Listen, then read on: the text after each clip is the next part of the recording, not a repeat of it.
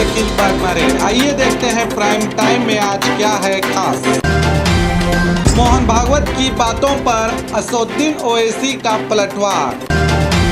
Court ने कंगना रनावत के खिलाफ एफआईआर दर्ज करने का दिया आदेश।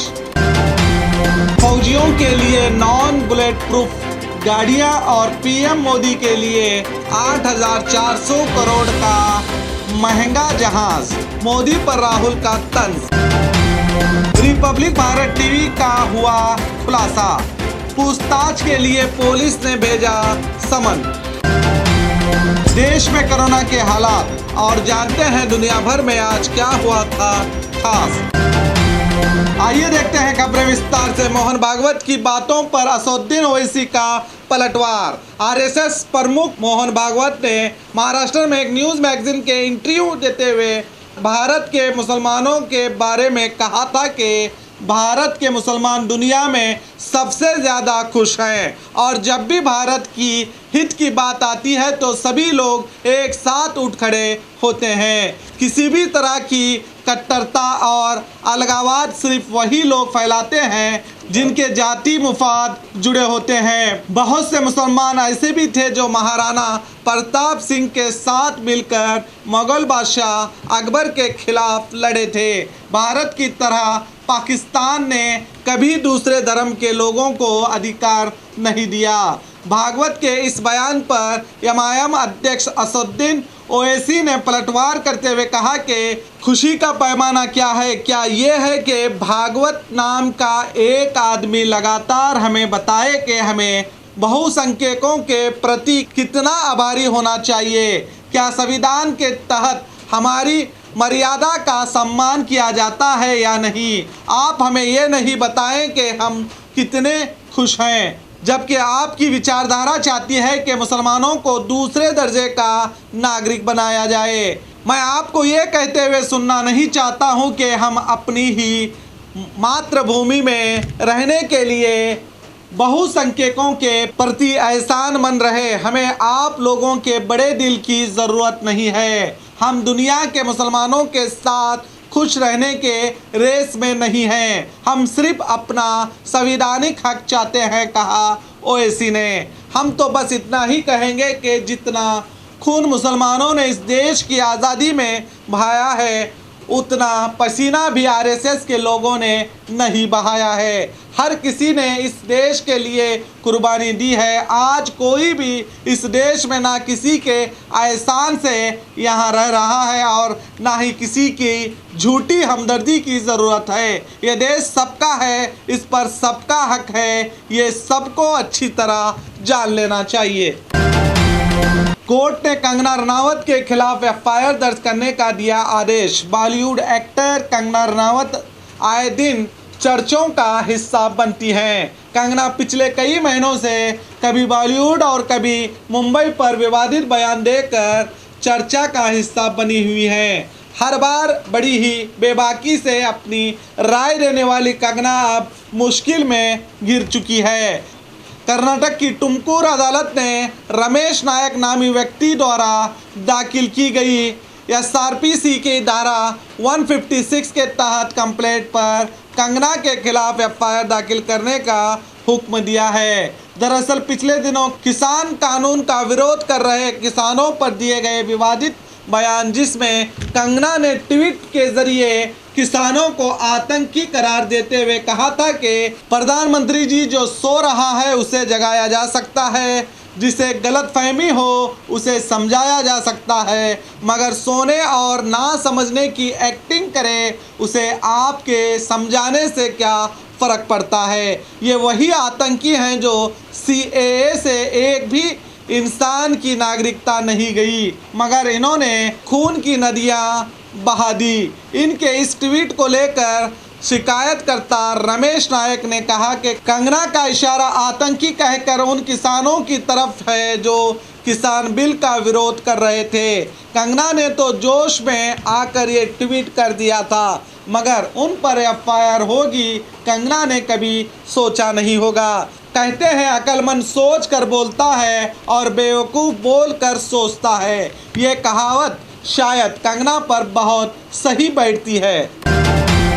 फौजियों के लिए नॉन बुलेट प्रूफ गाड़ियां और पीएम मोदी के लिए 8,400 करोड़ का महंगा जहाज। मोदी पर राहुल का तंज। लद्दाख सरहद पर चीन और हिंदुस्तान के दरमियान चल रहे विवाद को लेकर कांग्रेस के पूर्व अध्यक्ष राहुल गांधी ने ट्वीट करके पीएम मोदी पर बड़ा हमला किया है।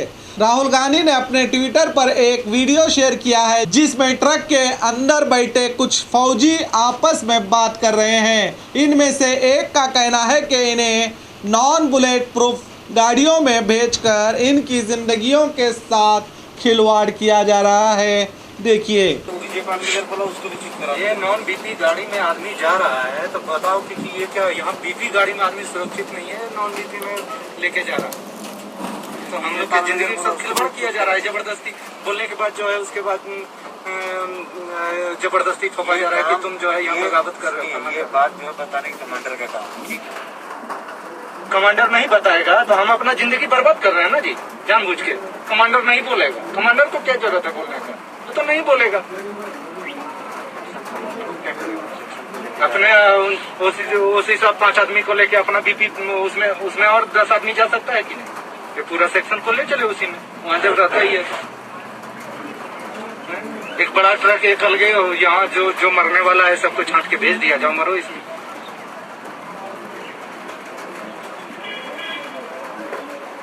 ये क्या है इसमें? ये टीना पत्थर मारेगा, इस पार हो जाएगा।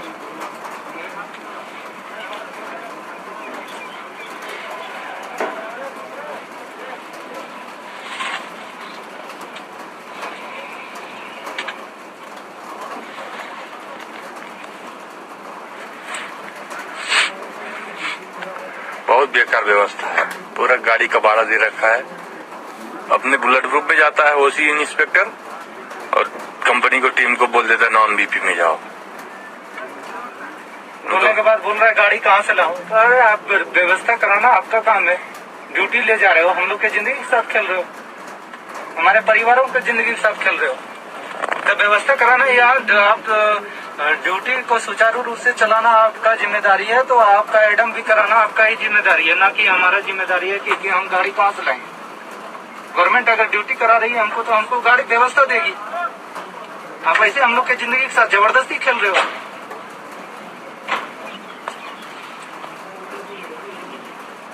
राहुल गांधी ने इस वीडियो के साथ ट्वीट करके लिखा है, हमारे फौजियों को नॉन बुलेट प्रूफ ट्रकों में शहीद होने के लिए भेजा जा रहा है और हमारे प्रधानमंत्री के लिए 8,400 करोड़ का हवाई जहाज। क्या ये इंसाफ है?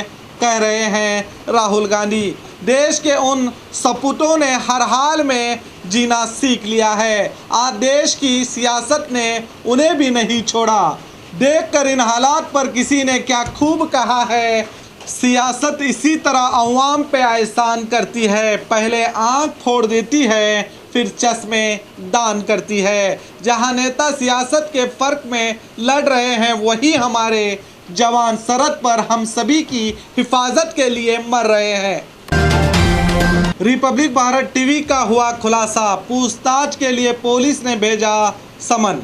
टीआरपी के धोखाधड़ी में रिपब्लिक टीवी की हकीकत सामने आ रही है। मुंबई पुलिस की जांच में हंसा रिसर्च के पूर्व कर्मचारी विशाल भंडारी की डायरी से कई खुलासे हुए हैं। कई परिवारों के लोगों के नाम इस डायरी में शामिल हैं। जब पुलिस ने इन परिवारों से पूछताछ की तो ये पता चला कि रिपब्लिक टीवी देखने के लिए हर महीने एक खास रकम दी जाती है। इस पूछताछ के दौरान कई परिवारों ने कहा कि हमें विशाल भंडारी की ओर से रिपब्लिक टीवी देखने के लिए हर महीने पैसे दिए गए थे। विशाल भंडारी और परिवार के लोगों के बीच संदेश और चैट का खुलासा मुंबई पुलिस ने किया है और रिपब्लिक टीवी की टीआरपी उन्हीं घरों में ज़्यादा पाई गई है।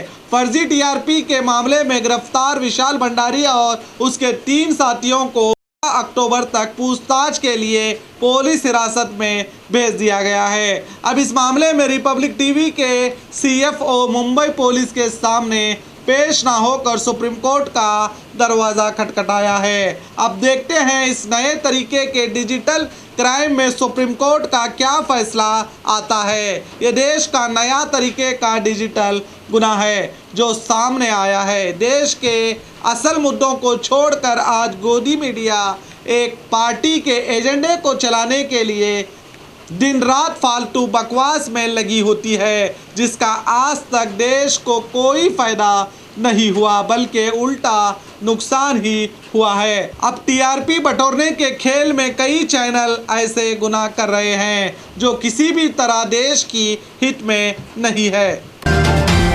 देश में कोरोना के हालात। पिछले 24 घंटों में देश में 74,383 से ज़्यादा मामले सामने आए हैं। अब देश में कोरोना मरीजों की कुल तादाद बढ़कर 70,53,000 के पार हुई है। पिछले 24 घंटे में 918 लोगों की मौत होने से इस बीमारी से मरने वालों की कुल तादाद बढ़कर 1,08,334 हो चुकी है। देश में अब एक्टिव केस की तादाद बढ़कर 9,67,000 के पार हो गई है। वहीं इस वबा से ठीक होने वालों की संख्या बढ़कर 60,77,000 के पार पहुंच गई है। रिकवरी रेट बढ़कर 85.81% हुआ है, तो वहीं मौत का आंकड़ा घटकर 1.54% हुआ है। देश में कोरोना के मामले बढ़ते ही जा रहे हैं। इसकी रोकथाम के लिए पुलिस और महानगर पालिका के अधिकारी मास्क नहीं पहनने वालों पर अब 250 रुपये का